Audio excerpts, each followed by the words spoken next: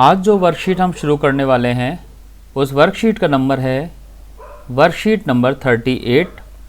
ये class 9th के लिए है और वर्कशीट का सब्जेक्ट है साइंस और वर्कशीट की डेट है 30 सितंबर 2020। आज जिस चैप्टर को हम यहाँ पर शुरू कर रहे हैं वो चैप्टर है force and laws of motion, जिसमें टॉपिक हमें पढ़ना है वो टॉपिक है फोर्स। हिंदी में चैप्टर का नाम है बल तथा गति के नियम और टॉपिक का नाम है बल। हम जानते हैं कि हर वर्कशीट में यहाँ एक बच्चा है जिसका नाम है ज्ञान और इसके आंसर देती है इसकी दीदी जिज्ञासा। ज्ञान ने जो सवाल पूछा है वो है, जिज्ञासा दीदी, I have observed that whenever I push or pull a toy it starts moving, do we always need to apply force to make anything move? जिज्ञासा दीदी, मैंने देखा है कि जब भी मैं खिलौने को खींचता या धक्का देता हूँ तो ये चलने लगता है, क्या हमें किसी भी वस्तु को चलाने के लिए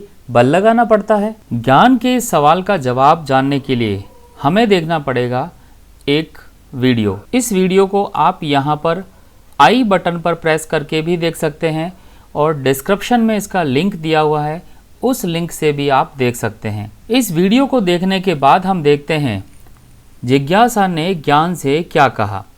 जिज्ञासा ने कहा, we always need to apply force to make anything to move, to stop और टू चेंज इट्स डायरेक्शन और change the shape of any object. और जिज्ञासा ने इसके एग्जाम्पल भी बताए रबर बैंड की शेप चेंज करना, ट्रॉली को पुश करना, एक चलती हुई कार को रोकना, एट्सेट्रा। यहाँ पर हम ये सारी चीज़ें हिंदी में देख सकते हैं। वस्तु को चलाने के लिए, रोकने के लिए, उसकी दिशा बदलने के लिए या आकार बदलने के लिए हमें बल की ज़रूरत पड़ती है। एग्जाम्पल हैं रबर बैंड को खींचना, ट्रॉली को चलाना, चलती कार को रोकना। ये सब एग्जाम्पल हैं जो शो करते हैं कि इन सभी कामों में बल लगाना पड़ता है। जिज्ञासा ने जो बात आगे समझाई है उसको समझने के लिए हम एक और वीडियो देखते हैं। इस वीडियो का लिंक भी आपको यहाँ आई बटन में और या फिर डिस्क्रिप्शन में इसका लिंक आपको मिल जाएगा। वीडियो के बाद हम समझ सकते हैं कि जिज्ञासा ने यहाँ पर क्या बताया है। जिज्ञासा ने दो तरह के फोर्स की बात की है, एक बैलेंस फोर्स और एक अनबैलेंस फोर्स।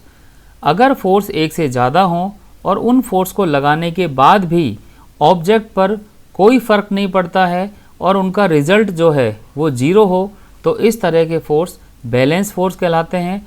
और यदि वो बैलेंस नहीं होते और फोर्स लगाने के बाद ऑब्जेक्ट में कोई चेंज आता है तो उसको हम अनबैलेंस फोर्स बोलते हैं। यहाँ पर यही बात को जिज्ञासा ने हिंदी में बताया है कि अगर एक वस्तु पर एक से ज़्यादा बल कार्य करते हैं और उन सभी बलों का टोटल शून्य हो जाता है तो इस तरह के जो बल हैं वो संतुलित बल कहलाते हैं। अगर उनका टोटल योग शून्य नहीं होता है तो वो असंतुलित बल कहलाते हैं। इन दोनों वीडियो से ये समझ सकते हैं कि कोई भी फोर्स कभी भी अकेला काम नहीं करता। हर वस्तु पर एक साथ कई फोर्स काम करते हैं। आमतौर पर जो फोर्स होते हैं वो हमेशा पेयर्स में रहते हैं, यानी जोड़े में रहते हैं। जिस तरह की हम देखते हैं कि जूते या शूज़ वो हमेशा दो होते हैं और उसको हम पेयर या जोड़ा बोलते हैं। इसी तरह से फोर्स भी हमेशा जोड़ों में होते हैं। जो दो फोर्स काम करते हैं ये फोर्स हमेशा एक दूसरे के विपरीत यानी एक दूसरे के अपोजिट डायरेक्शन में काम करते हैं। जब ये दोनों फोर्स इक्वल हो जाते हैं यानी बराबर हो जाते हैं तो ये बैलेंस फोर्स यानी कि संतुलित बल होते हैं और जब ये इक्वल नहीं होते तो ये असंतुलित बल होते हैं, मीन्स अनबैलेंस्ड होते हैं।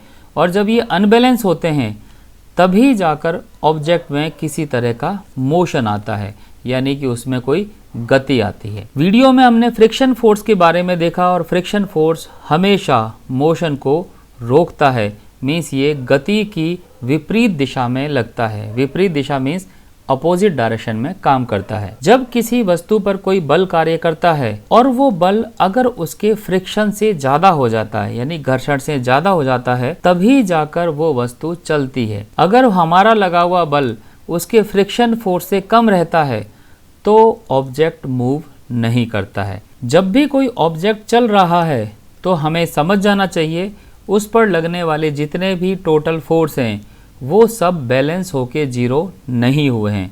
मीन्स वहाँ पर कोई ना कोई ऐसा फोर्स है जो अनबैलेंस्ड है, यानी कि असंतुलित बल उस पर कार्य कर रहा है। अब आते हैं चेक योरसेल्फ, स्वयं को जांचिए। क्वेश्चन नंबर 1 पर आते हैं, what effect can be produced by force, give example.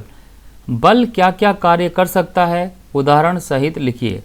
बल का जो मुख्य कार्य है वो था रुके हुए ऑब्जेक्ट को चलाना या चलते हुए ऑब्जेक्ट को रोकना या फिर ऑब्जेक्ट की शेप को बदल देना, और इसके बहुत सारे एग्जाम्पल हमने पहले पेज पर देखे हैं और ये सारी एक्टिविटीज़ भी आपने वीडियोज़ में देखी हैं। घर्षण बल किस दिशा में कार्य करता है। Question number 2, what is the direction of friction force. Friction force हमने देखा हमेशा ऑब्जेक्ट को रोकता है, तो हम कह सकते हैं ये हमेशा वस्तु की गति की विपरीत दिशा में होता है, तो ये मोशन के अपोजिट डायरेक्शन में होता है। क्वेश्चन नंबर 2 के बाद हम क्वेश्चन नंबर 5 को देखते हैं। यहाँ पर पूछा है ए और बी जो निशान है, वहाँ पर एक तीर के निशान लगे हुए हैं, वो किस चीज़ को रिप्रेजेंट करते हैं। तो देखिए ये 2 बच्चे हैं जो एक डब्बे को धक्का दे रहे हैं, तो जो ए वाला जो फोर्स है ये वास्तव में इन दोनों बच्चों का धक्का है जो इस डब्बे को आगे की तरफ ले जाएगा। लेकिन जो बी फोर्स है जो ज़मीन के पास लग रहा है, ये वास्तव में घर्षण बल है। घर्षण का मतलब है फ्रिक्शन फोर्स है जो मोशन के अपोजिट डायरेक्शन में काम करता है, जैसा कि हमने क्वेश्चन नंबर 2 में अभी अभी कहा। क्वेश्चन नंबर 3 पर आते हैं, is it really necessary to apply force to make a body to move, think and write your view. Question 3 है, क्या किसी वस्तु को गति देने के लिए उस पर बल लगाना जरूरी है, सोचकर अपने विचार दीजिए। हम ये जान चुके हैं वीडियोस में देखकर कि वस्तु को चलाना काफ़ी नहीं है, या तो हम वस्तु की स्पीड को बढ़ाएं या हम किसी वस्तु की चलने की दिशा को बदलें। तो 2 चीज़ें ज़रूरी हैं, या तो उसकी स्पीड बढ़ती हो या उसकी डायरेक्शन चेंज होती हो, तभी हम कहेंगे कि उस पर बल लगा हुआ है। अगर ऑब्जेक्ट चल रहा है लेकिन फिक्स स्पीड से चल रहा है और उसकी डायरेक्शन भी नहीं बदल रही है, तब हम कह सकते हैं उस पर कोई फोर्स काम नहीं कर रहा है। Question number 4, a ball roll down on A floor and another on A carpet at the same time.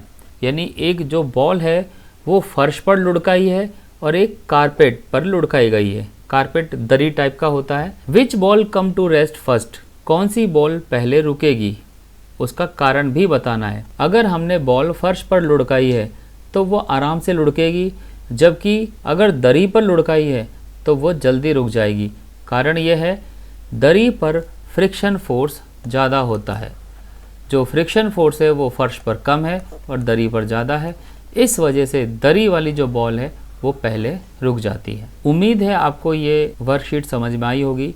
अगर वर्कशीट में समझ में नहीं आए तो उन दोनों वीडियो को ध्यान से देखिए। ये सारी चीज़ें उन दोनों वीडियो में एक्टिविटी के साथ साथ समझाई गई है। फिर भी अगर कोई सवाल पूछना हो तो आप सवाल पूछ सकते हैं। Thank you.